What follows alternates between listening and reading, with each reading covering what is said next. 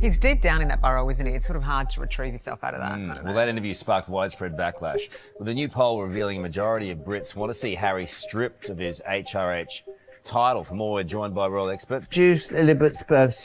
She's dancing in front of the camera. Oh God, it looks like a lap dancing club with pregnant women. He's also dancing in front of the camera.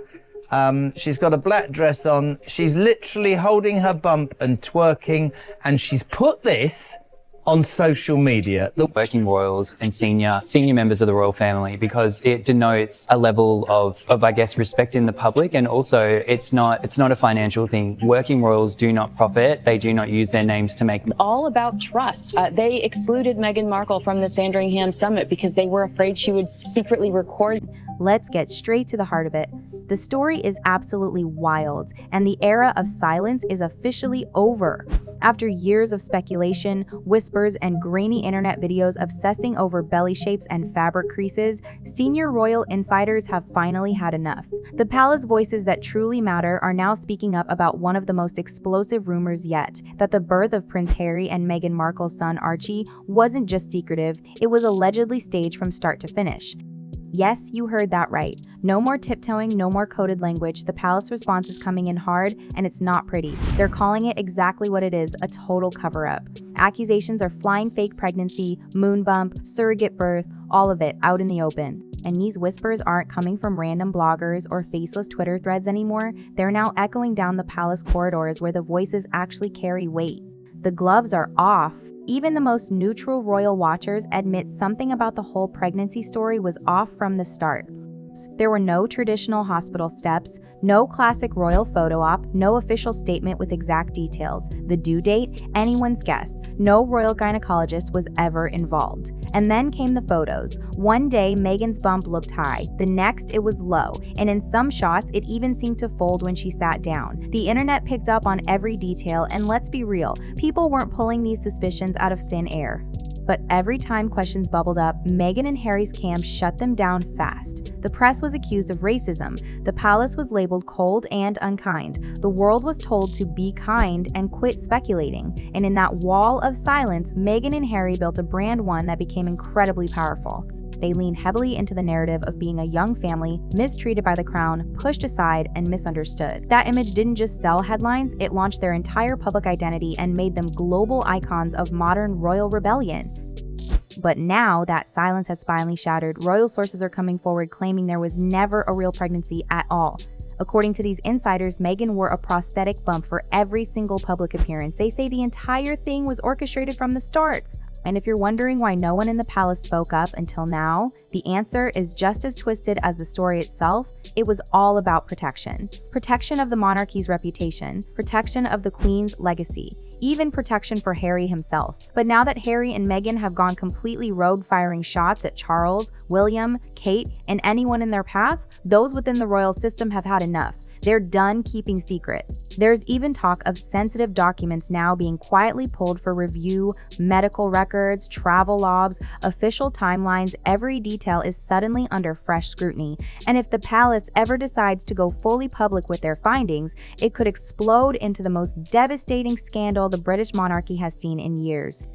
Because this isn't just about a couple choosing privacy. This is about trust, tradition, and, let's be honest, manipulation. If Archie was really born via surrogate, it would have huge constitutional implications. In the royal world, bloodlines aren't just family business, they're matters of state.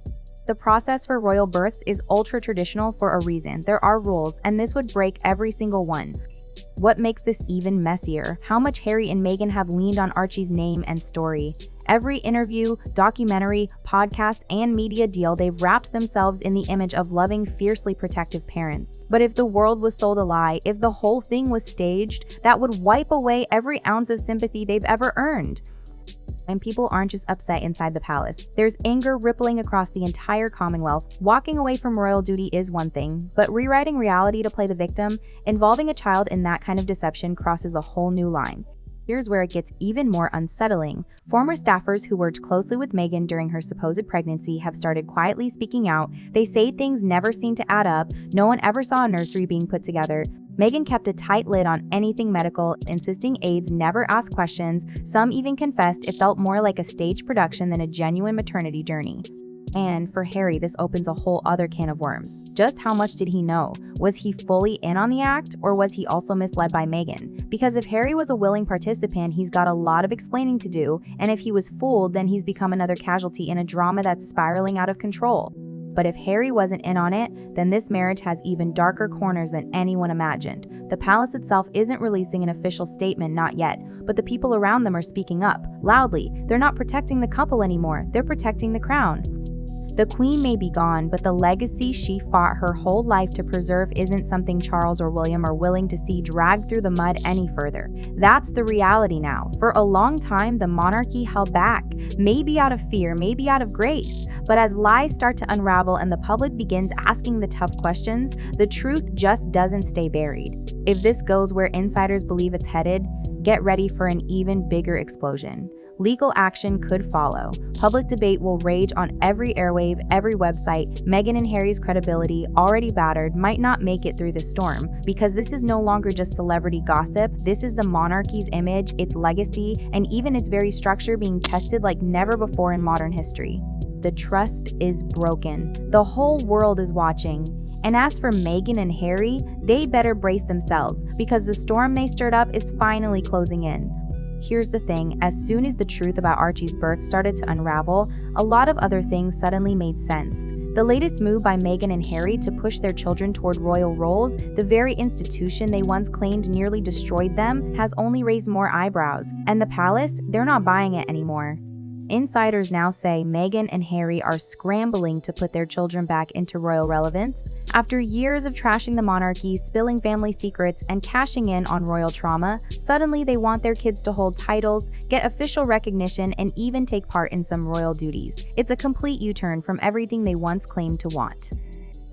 But when you take a step back, it starts to look less like confusion and more like pure calculation. Because if Archie wasn't born the way the world was told, and if there really was a surrogate involved, then none of the proper royal protocols were followed. And that's not a small detail. Royal titles, roles, and responsibilities aren't handed out like party favors. They're rooted in tradition, law, and proven lineage. If that lineage is in question, the entire system is on shaky ground. The palace knows this, and they're starting to say it openly. Many insiders now believe Meghan and Harry have been playing the long game all along. That every move, the Netflix specials, the book deals, the Oprah tell-all, was all part of a bigger strategy to gain global sympathy, influence, and financial freedom. And now, with the sympathy card running out, they're pivoting hard. Suddenly, it's the children front and center. Using Archie and Lilibet's names in branding, dropping references to them in interviews, hinting that they deserve full royal rights and honors, it's clear the Sussexes are trying to keep a foot in the royal door, using their kids as leverage. But here's what's really got the palace fired up. You can't bash the crown, walk away from the system, move halfway across the world, cut all ties, and then suddenly demand royal perks for your kids. That's not how it works, especially when the whole world is still asking basic questions about how those children were even introduced into the royal line. It's bold, it's calculated, and to many inside the royal household, it's downright insulting. The palace isn't just worried about how it looks, they're worried about what it means for the future. Because if Meghan and Harry actually manage to push their children into royal roles after walking away from every rule, what kind of precedent does that set for everyone else in the family? And what message does it send to the public, who still pays for a big chunk of the royal operation? The timing isn't lost on anyone. This sudden push is happening just as the palace is digging deeper than ever into the past. People who once stayed silent are finally talking. Staff, advisors, even distant relatives, they're all connecting the dots. It's becoming clear that Meghan and Harry's dramatic exit wasn't just emotional, it was strategic. And now that they've seen that total independence doesn't always come with global influence, they're trying to sneak back in, this time through their kids. That's the question everyone's whispering. If Meghan really wore a fake bump, if there was a surrogate, and if the palace never approved the process, what does that mean for Archie's place in the royal succession? What about Lilibet's? Can you really demand royal privileges when you broke every royal rule on your way out? Harry and Meghan built their entire brand on rejecting the system, but now it looks like they're chasing royal relevance more desperately than ever before. They want the spotlight, the titles, the legacy, but not the responsibility or the rules that come with it. For a long time, the palace stayed silent out of respect, out of restraint, but now they're pushing back in their own quiet way. Where there used to be support, there's silence. Where there was once protection, there are now whispers. Suddenly, the rush to highlight Archie and Lilibet as working royals makes perfect sense. It's not just a coincidence, it's a chess move. Meghan and Harry are playing games, but the palace, they're done playing.